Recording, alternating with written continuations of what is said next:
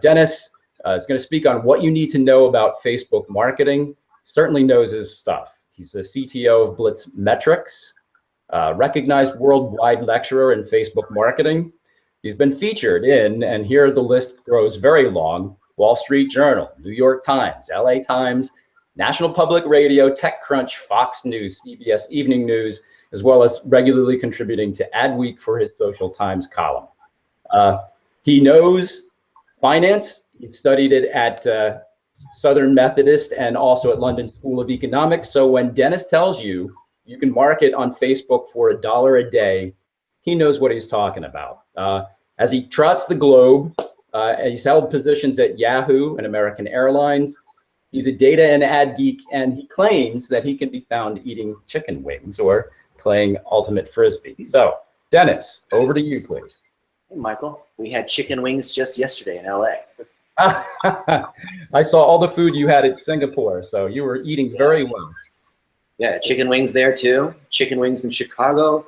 Let's see, last month, chicken wings in Bangkok, in Australia, in Hawaii, in San Francisco, in Salt Lake City, in Washington, D.C., Miami. Yep. I'm pretty sure no one here on this webinar has had more chicken wings than Logan and I in different cities in the last month. So, and hopefully that's also true for the amount of money that we've spent on Facebook ads. So we have something to share. You know, we can't share the chicken wings with you, but we can share some of this knowledge. Can you guys see my screen here? I've moved now to Facebook. There you go. Okay.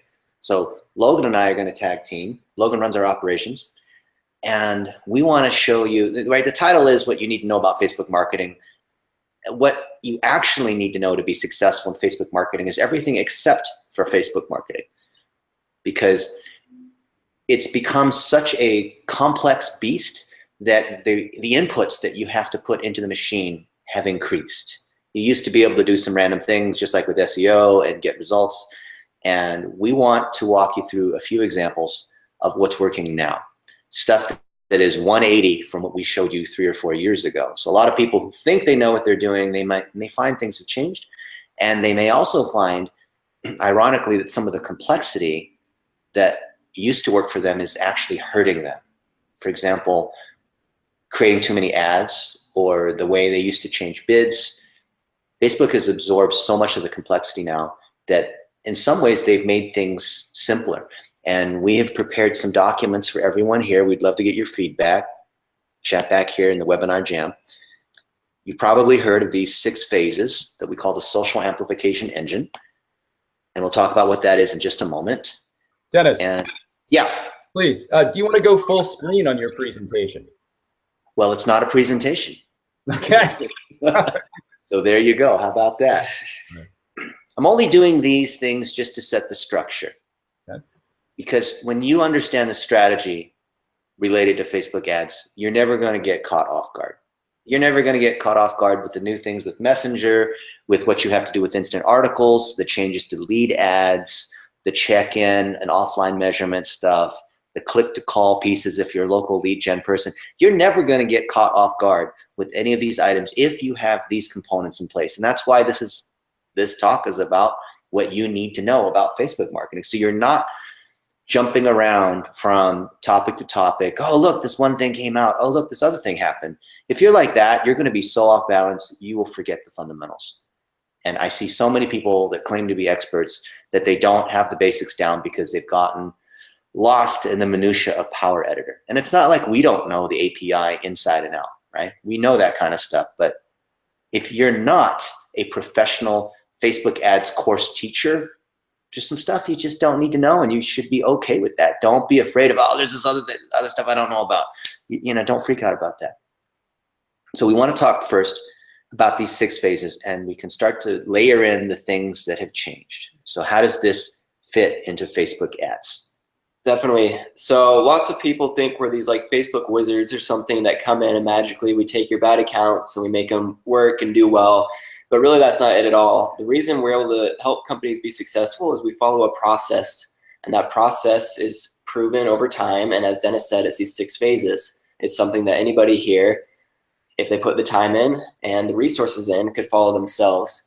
So we're going to go through each of these sequentially. Of course, each of them has more than just one thing to it, but they each break down into many structures and many goals that you can accomplish to help you move forward. So the first phase that we're going to talk about is plumbing, which basically plumbing is having your tracking in place, pixels, Facebook pixel, Google Tag Manager, these different things to enable you to see how people are interacting with your content, to see if they're on your website, on your page, so you can effectively actually target them. And it's something that surprisingly a lot of people don't have in place. And even more surprisingly, a lot of people don't even really know about it. They don't even know they don't have it in place. And it's one of the biggest things that can be the most powerful to when you actually understand the way it works and take the time to set it up properly and use it. It can just be night and day difference. So you're using your ad dollars the right way instead of wasting money on the same audiences and these different things. See, plumbing is something that people like to skip over because it appears to be technical. For example, we've spoken at so many conferences, and I want to say maybe 20% of the people are using Google Tag Manager. And of those, the rest of the folks don't even know what Google Tag Manager is. Well, guess what? Google Analytics, Google AdWords, Facebook ads, Twitter ads, and then our buddy who runs LinkedIn's content marketing said in 6 weeks, LinkedIn's going to have a universal pixel as well. That's for tracking your audiences. And there's so many combinations of custom audiences. If your custom audiences aren't set properly, your lookalike audiences are not going to be well tuned, right? And you know, custom audiences are uploaded email lists, your web pixel, your app, check-in audiences. There's other kinds of audiences, phone numbers. There's even partial audiences, as you guys may have seen last month, where you can upload just name and first name, last name, or just city and last name, or any combinations of these fields, and it will match. We actually tried it. Put my name in there, right? First name, last name, that will match to a few people. But a lot of these things as custom audiences, they are the seed for your lookalikes.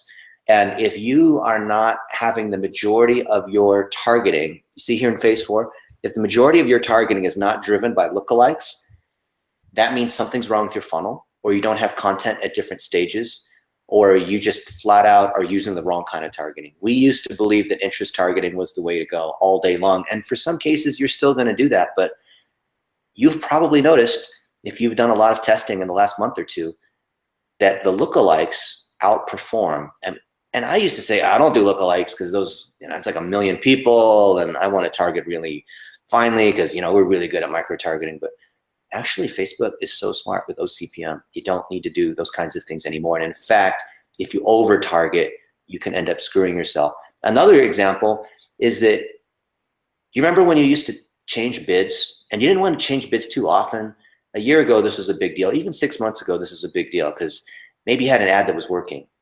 But then if you touched it, it reset the ad rank and then you had to start over again. It's like, I'm never going to, you know, the CTR's changed and just, it's like making a new ad. And you know, once something's working, the strategy a year ago is, all right, don't touch it. Once it's working, you know, just make another ad set.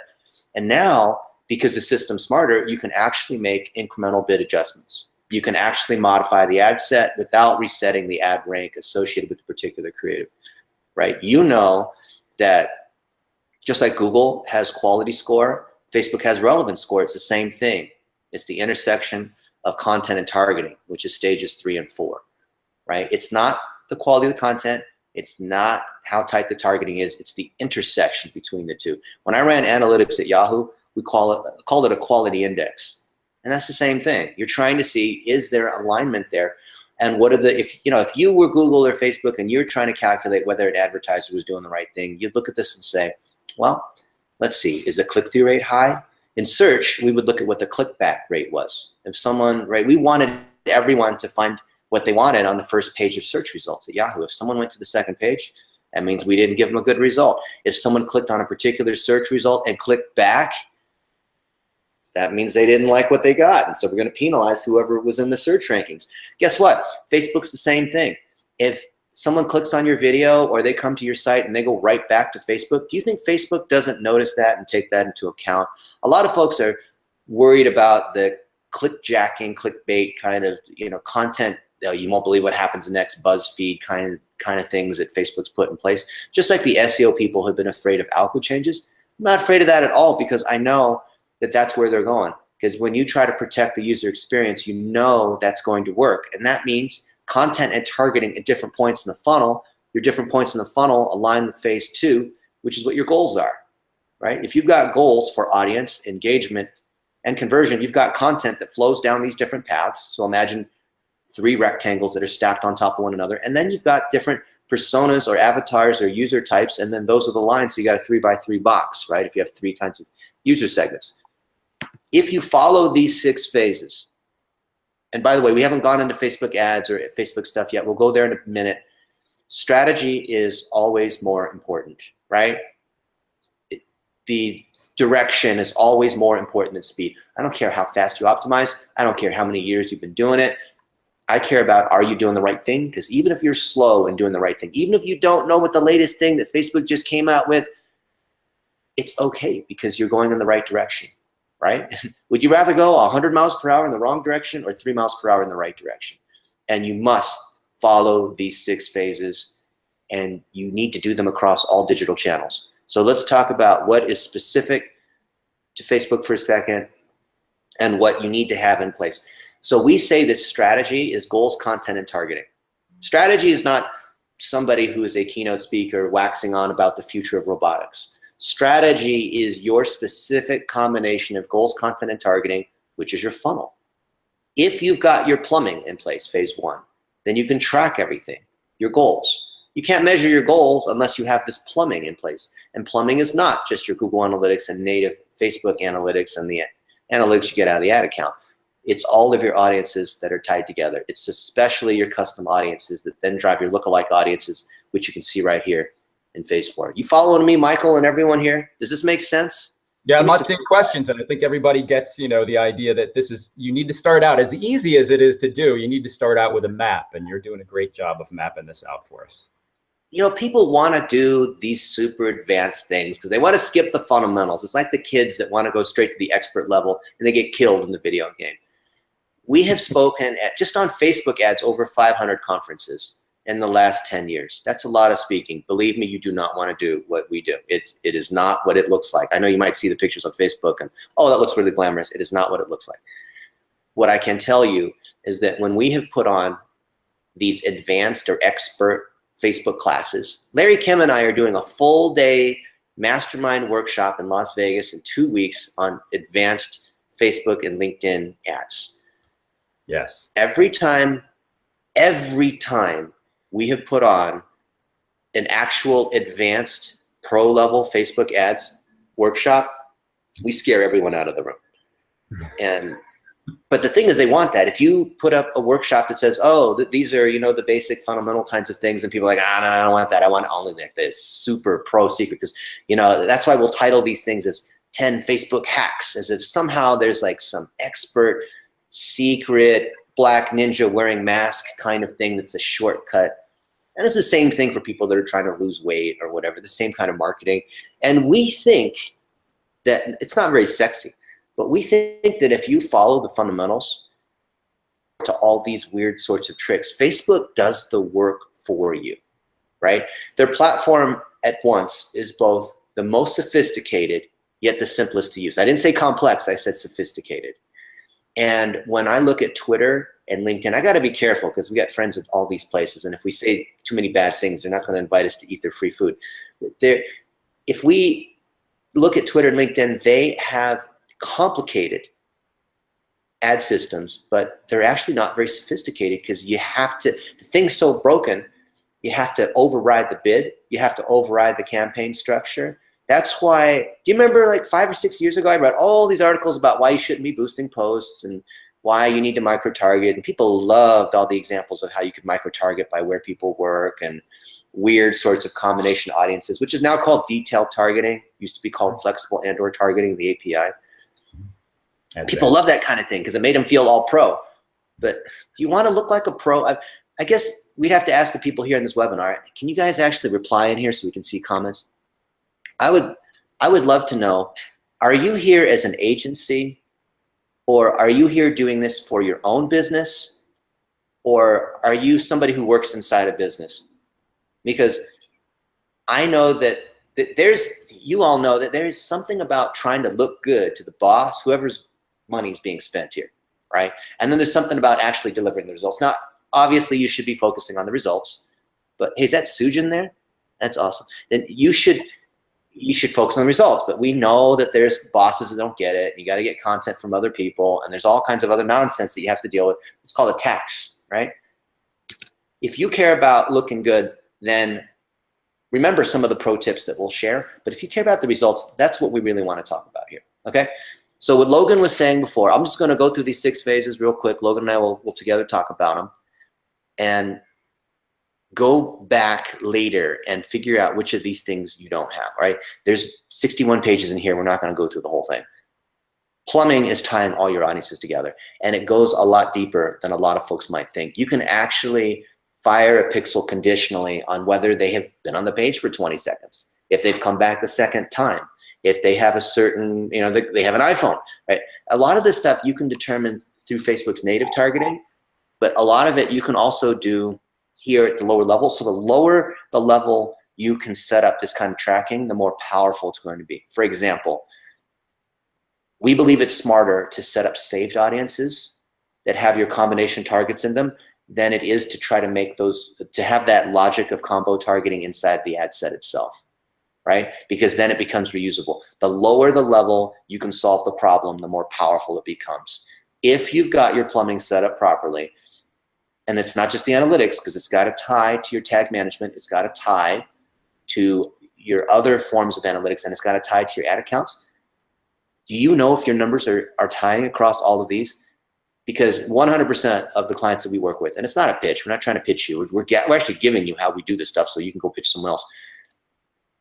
100% of the time when we see this, their numbers don't tie. The number of conversions that are tracked in whatever their e-commerce system is, maybe it's Shopify, maybe they got events that are firing in Google Analytics, maybe they're looking at conversions in AdWords or Facebook or whatever, the numbers don't tie.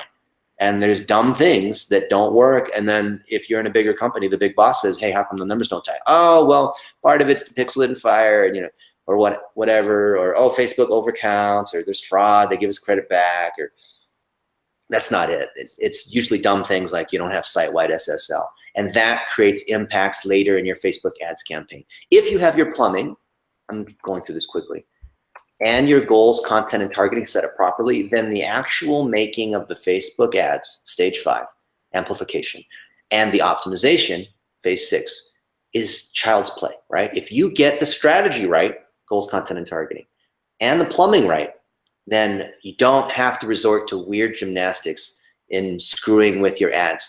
And very rarely do you need to go into Power Editor. Power Editor is when you want to do bulk campaigns, and there's certain features in Power Editor that you just can't otherwise get. And if you want to geek out and say you use Power Editor, good for you. Or maybe if you got a Power Editor question, that's great. Put it in the comments, we'll answer it. But I believe that 95% of people don't need to touch Power Editor because they don't have the campaign sophistication necessary to do a lot of child, you know, master and slave and parent-child kind of campaigns. And the same is true for Google. Why would you use AdWords Editor unless you had sufficient sophistication? You know, if you're not spending more than, say, 20 grand per day and covering multiple territories and products, I really don't think you need that. And no, the other people that want to be Facebook geeks like to say that, oh, you need Power Editor, and I only do things in Power Editor.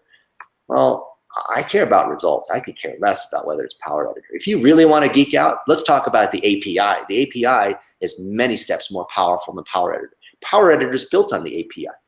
My buddy Brian Rosenthal, he built Power Editor at my suggestion. I know Power Editor. Anyway, don't get me mad. So plumbing, goals, content. If you're an agency, I can pretty much guarantee you the #1 problem you have with Facebook ads is that the content sucks. Oh, we're not getting conversions and all that, and they try to blame you. Well, it's because you don't have the content. And we know that video is where it's at. I want to show you an example. This is our friend who we hung out with yesterday. We were on TV. Kind of cool, huh? And it's Mark Black. Yeah, so Mark, he lives in the LA area. He used to actually, we partner with him quite a bit. He believes in our principles. He's got his plumbing in place, these different things, and he started to use it to great effect because he has this TV show. He hosts his Business Rock Stars, and they have all this great content. And what are you going to do with that content? You're interviewing these people, Ty Lopez, guys from Shark Tank, these different celebrities that people have seen on TV. and you're just sitting on all this content. Well, Mark Lack has used our principles, the 6 phases, to create his own sequences, his own strategy that he can use on any channel. And he's used it to great effect to be able to make the most of his content. Dennis will go a little bit more into it. He's used video, these different things, but all the things we were talking about, we have just dozens and dozens and hundreds of case studies of people that actually, a lot of people are afraid to take action. These things sound complex. We have guides for all these that break it down if you're interested. If you take action on these things, you'll find that if you try it, you'll see that it works. And we've just got evidence of it working for whatever your goal is, whether your goal is to get a job or to grow your business. If you do these 6 phases and you follow these steps, then you can be successful. And with that, I'll turn back to Dennis to talk more about Mark Lack and how he's done it specifically. Remember, we said 6 phases.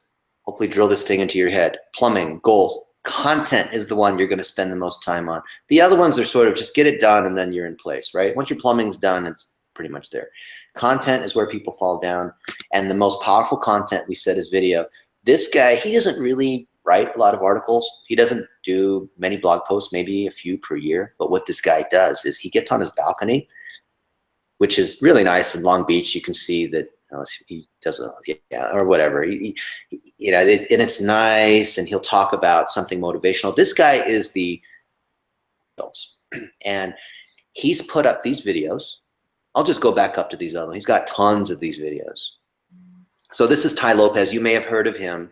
He's one of these internet celebrity people with sports cars, and I think he's making several million dollars a month. It's pretty crazy.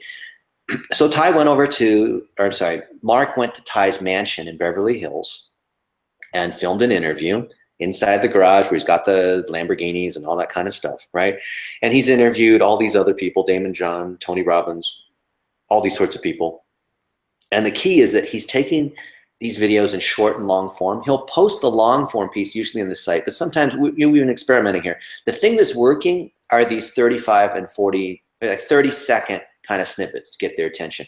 And when we find we post videos that are 30 seconds and we boost them, we get a 70% view through rate. That means of the people who see it, they actually stop and they watch for 3 or more seconds. You may have seen the controversy a couple days ago on supposedly Facebook's overstating video views. That's only in the average length of the view because it's factoring in those views that are, well, non-views that are less than 3 seconds. So what's going on here is that we will amplify this first to the audiences of the people that are obviously going to like this. So if there's an interview with Tony Robbins, guess who we're going to amplify this thing to? Tony Robbins fans. Yeah, that's a really big audience. That's millions of people. I would have said 3 years ago, don't do that. But because Facebook's so smart about driving engagement, because they use video view metrics, how long people stay and all this to determine quality, it's actually okay. And we will do the $1 a day strategy, which you've probably heard of, and actually extend it into a layered approach, because we might spend $10 a day to get some momentum so this thing's got a lot of views. Now, because we are using Business Manager, you can see this business.facebook. We can see the stats here. The dark orange means we paid for it. It got only 10,000 organic. And in fact, off of these 14,000 fans, we probably would have gotten only 1,500 to 2,000. And so this extra 60,000 in paid drove us an extra 8,000 in organic. I don't know if you guys follow that. What I'm saying is when you guys use paid the right way, it actually gives you more organic on an ongoing basis. We might spend a few $100s per post. I'll explain the layered approach in just a moment, and generate $5,000 to $10,000 of revenue for each of these. The revenue could be some kind of ebook, because maybe at the end of the interview with Damon John, together they say, oh yeah, put in your email and I'll give you the 7 tips that entrepreneurs need to know on how to not get screwed on Shark Tank, or whatever it is, some kind of lead magnet, right? And so this consistently is working and it builds audience. Now you may notice, right, you've got all these things with social proof. Sometimes we'll boost them and sometimes we don't. You see how here we didn't boost this one where he's with Damon John? The reach was only 439, right? If we did want to boost it, who might we boost it to? And this is the key, right? Because you got to use large and small audiences. When you're trying to drive inception at the top of the funnel, which is influencing the influencers, most people think of the funnel as going really big at the top to really small at the bottom, right? Like this upside down pyramid. It's actually the other way around. So at the top of the funnel, people are going to disagree with me, but you can disagree all you want. Just go ahead and try. You'll see this is true. because things have changed, okay? At the top of the funnel, we don't have enough money to hit the world. We're little entrepreneurs, let's just say. I mean, some of these folks aren't, but let's just, you know, the majority of the people on these kinds of webinars don't have a ton of money. There's all kinds of constraints. I know you have constraints. It's what we hear all day long. Now look at this. Media Inception, talk show, Ellen. These are people who work at, you see this employer targeting? I'm surprised how many people don't use this yet. This is pure gold. People who work at Ellen and all these different combinations of Ellen, right? Look at this one here. I'll just go down a few. I like to look at these mega audiences. We've got all these. Okay, here it is, mega. Oh yeah, this is what we named them. Oh, here's ultimate. Why is it mega and ultimate? What's the difference between these two? Somebody was making stuff and didn't name it properly. Okay, so look at this. People who work at Time and Business Insider, New York Daily News, and MSNBC, and Newsweek, Wall Street Journal, right? People who work at these places, this is a small audience. And we might come in, see, there's only, well, this is a mega audience, so it's 200,000. But you could target just the 100 people that work at Ellen. And what happens is when you've got social proof of you interviewing Damon John, I'm not saying you got to interview Damon John, okay? Don't think like, oh, that doesn't apply to me because I'm not a TV show and I don't have hair like this and I don't look like this. I'm not saying that, okay? Any kind of information that you have that's to your target customer is going to be sexy and interesting to that audience. If you're an industrial pipe manufacturer and you interview someone who's a pro in industrial pipe manufacturing, you know, I don't really care about that, but the other people in that industry, they might find that's really sexy. They find that's really cool, okay? Now you have to think like a B2B person. So you can see every time he interviews one of these people, here's Joe Polish, he spoke at Social Media Marketing World. Obviously, you're going to re-amplify to those different audiences. You're going to re-amplify to, oh yeah, this is funny. Facebook employees to get me verified. All right, I hope you didn't see that. So all right, you guys saw it. Yeah, so we're getting him verified. And guess what? We've gotten a few people with the blue check mark. You know, I got the blue check mark. It doesn't really mean anything, but some people think it's important, so we have to do that, right? So if for them, for their boss, because they're the head of social media for some big company and they need to have it. They see I got a blue check mark. I probably get 5 people a day hit me up. Hey, can you get me a blue check mark? No, I don't work at Facebook. But when you put out high authority content and then you amplify to people who work at Facebook in Menlo Park, you got to choose in Menlo Park because there's a bunch of 18-year-old kids that say they work at Facebook, just like the kids that say they're married and that they actually aren't, or what. You got to be careful about that, right? So when you do this, you're more. Oh, by the way, it works on Twitter too. You can target the people that work at Twitter, and then if you want to get the Twitter badge, like if you look at me, I've got the Twitter badge, I've got the Facebook badge. Actually, I don't want to go any further. Then you're going to think I'm boasting. So, see. So Dennis, if I can just jump in 1 second here. You're at the 30-minute mark, and you're on your 3rd step of your process. So, you know, we don't want to step on you, John, too much. If you can get to the next steps and kind of wrap it up, that would be great. The content's the most important part. Look, if you've got the content right, all the other pieces are going to fit. Same thing, it's sequential, plumbing, goals, content, and targeting, right? There's all different ways of creating content at scale. Because if you have the goals content and then the targeting is based on the content that you create, I firmly believe you cannot set targeting until you have content because you don't know which audiences are ready. You have to have content out there to figure out what's working. It's easy to set up lots and lots of saved audience. It's easy to create custom audiences, but if you don't have enough traffic, there's no point. People love jumping straight to this targeting because it's sexy.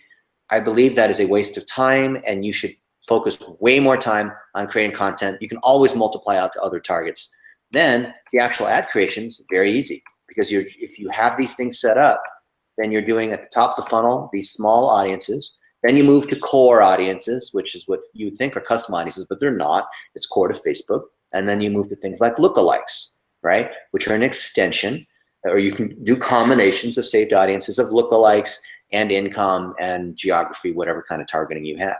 So audience is smallest. You should have the smallest audiences here because you're micro targeting, because when you influence the influencer, that's how you get more reach. Engagement, you're going to go slightly larger because you're trying to build custom audiences.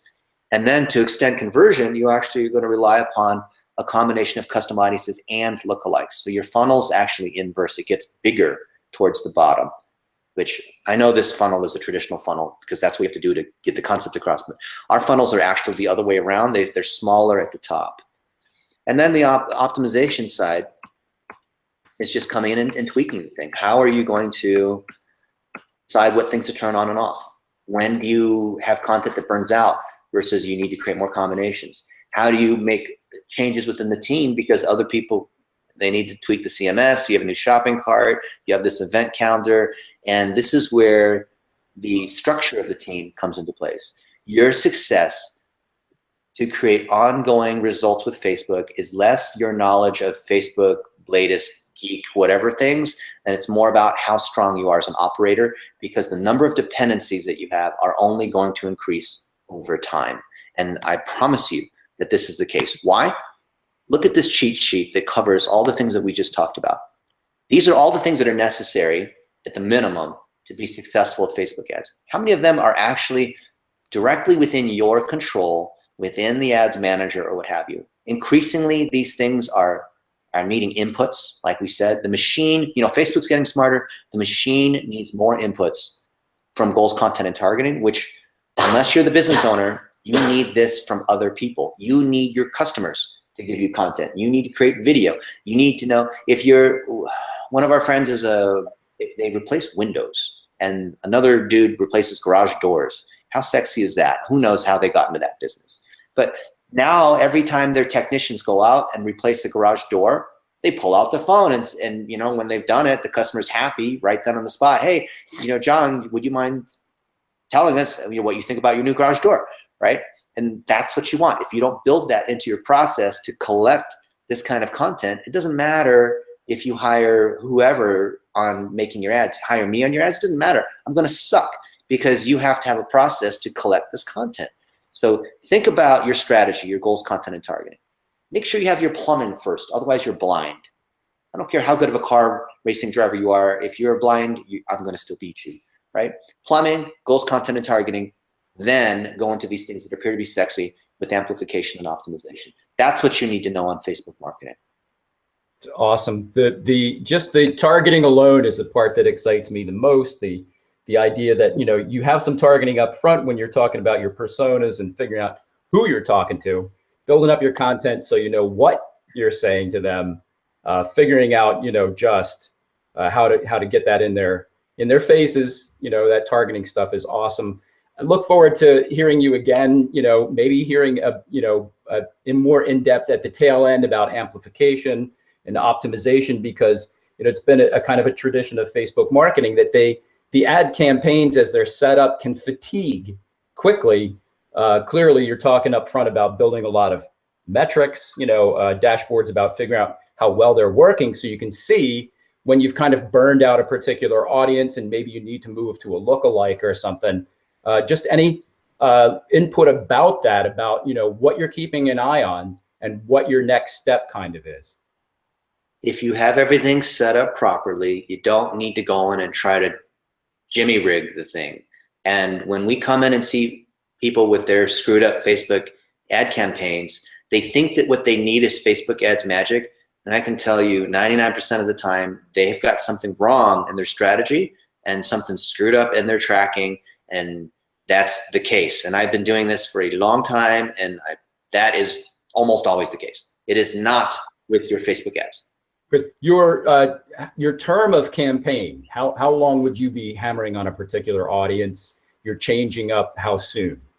It depends on what stage in the funnel it's at. Most of your campaigns should be evergreen, because if you've got a funnel that's based on audience engagement conversion that's triggered by who they are, by something they've done, like you've just collected their email, you're going to have a series of things that you're going to send them. Just like with email, just like with custom, you know, remarketing. Campaigns are organized by time. Like, this is my Christmas campaign, and this is my fall sale, and this is my Labor Day, whatever. Then your stuff's going to burn out in a couple weeks, probably, depending on how strong those lookalike audiences are, subject to the size. You're always limited by audience or budget, right? That's always the case. So most people, they ask this question like, oh, how long should I run my campaigns? And they would love an answer like, oh, you should run it for 2 weeks. No, the harder you run it, the faster you burn out. Because what matters is how quickly you run through that audience, right? Because it's how much volume you run through. If you can exhaust an audience in one day. You can. We've literally run clients where we'll spend $600,000 in one day. Yeah, how long do you think you can keep that up? One day, Cyber Monday, right? That's about it. But if you want to test and spend $10 a day against an audience that's a million in size, you can last forever because that audience replenishes faster than your ability to spend. So never ask the question, how long should it take?